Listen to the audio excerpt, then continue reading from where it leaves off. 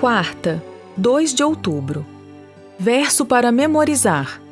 Jesus fez diante dos seus discípulos muitos outros sinais que não estão escritos neste livro. Estes, porém, foram registrados para que vocês creiam que Jesus é o Cristo, o Filho de Deus, e para que, crendo, tenham vida em seu nome. João 20, 30 e 31. Corações duros. Sinais, maravilhas e milagres, por si só, não provam que alguma coisa é de Deus.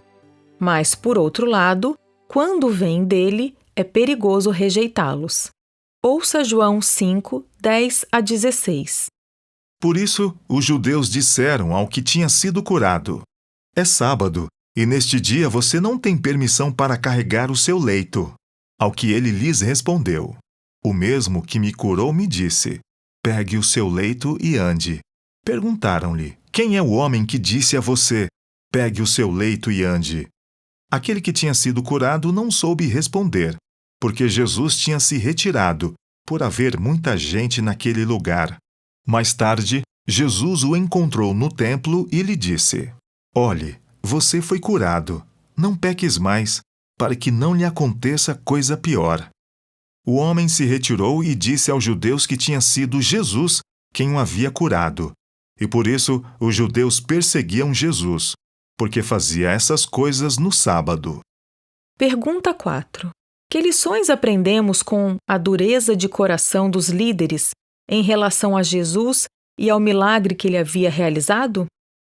Quando Cristo se revelou ao homem que havia sido curado, este imediatamente disse aos líderes religiosos que Jesus fizera isso. Poderíamos imaginar que esse seria o momento perfeito para louvar a Deus. Mas, em vez disso, os líderes perseguiam Jesus, porque fazia essas coisas no sábado. Entre os judeus, as curas eram permitidas no sábado apenas em caso de emergência. Aquele homem estava paralítico há 38 anos. Portanto, sua cura não se tratava de emergência. Além disso, por que haveria necessidade de carregar o leito? Alguém que tinha poder divino para realizar tal milagre também deveria saber se era permitido levar um leito para casa no sábado.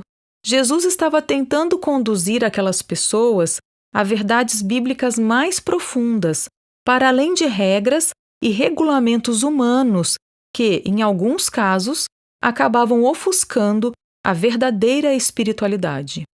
Ouça João 9, 1 a 16. Enquanto Jesus caminhava, viu um homem cego de nascença. E os seus discípulos perguntaram: Mestre, quem pecou para que este homem nascesse cego, ele ou os pais dele? Jesus respondeu: nem ele pecou, nem os pais dele. Mas isso aconteceu para que nele se manifestem as obras de Deus.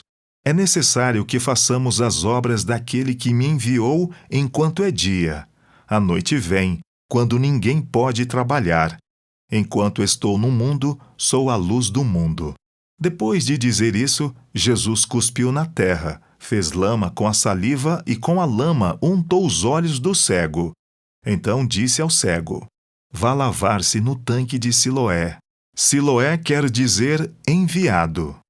O cego foi, lavou-se e voltou vendo. Então os vizinhos e os que antes o conheciam de vista, como mendigo, perguntavam: não é este o que ficava sentado pedindo esmolas? Uns diziam: é ele.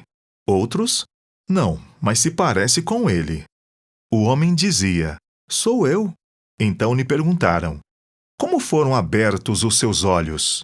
Ele respondeu: o homem chamado Jesus fez lama, passou nos meus olhos e disse: vá ao tanque de Siloé e lave-se. Então fui, lavei-me e estou vendo. Eles perguntaram: onde ele está? Respondeu: não sei. Levaram os fariseus aquele que antes era cego. E era sábado, o dia em que Jesus fez a lama e lhe abriu os olhos. Então os fariseus lhe perguntaram outra vez como podia ver. Ele respondeu: ele pôs lama sobre os meus olhos. Lavei-me e estou vendo. Por isso, alguns dos fariseus diziam: Esse homem não é de Deus, porque não guarda o sábado. Outros diziam: como pode um homem pecador fazer sinais como estes? E houve divisão entre eles. Marcos 3, 22 e 23. Os escribas que tinham vindo a Jerusalém diziam: ele está possuído de Beelzebu. Ele expulsa os demônios pelo poder do maioral dos demônios. Então, convocando-os, Jesus lhes disse por meio de parábolas: como pode Satanás expulsar Satanás?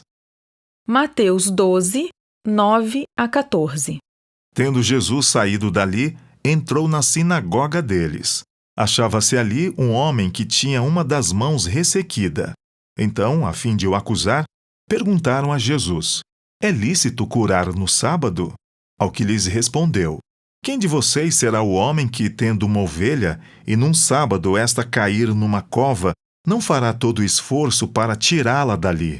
Ora, quanto mais vale um homem do que uma ovelha? Logo, é lícito nos sábados fazer o bem. Então Jesus disse ao homem: estenda a mão. O homem estendeu a mão, e ela foi restaurada, e ficou sã como a outra. Mas os fariseus, saindo dali, conspiravam contra ele, procurando ver como o matariam. Pergunta 5. Até que ponto as pessoas podem ficar espiritualmente endurecidas, apesar das evidências? Como aqueles líderes religiosos puderam ser tão cegos espiritualmente? A resposta provável é que foi por causa do seu próprio coração corrompido, da crença equivocada de que o Messias os libertaria de Roma naquele momento, do amor ao poder terrestre e da falta de entrega a Deus. Tudo isso os levou a rejeitar a verdade que estava bem diante deles. Ouça João 5, 38 a 42. Também não tem a palavra dele permanente em vocês, porque não creem naquele a quem ele enviou. Vocês examinam as Escrituras porque julgam ter nelas a vida eterna, e são elas mesmas que testificam de mim. Contudo, vocês não querem vir a mim para ter vida. Eu não aceito glória que vem de pessoas.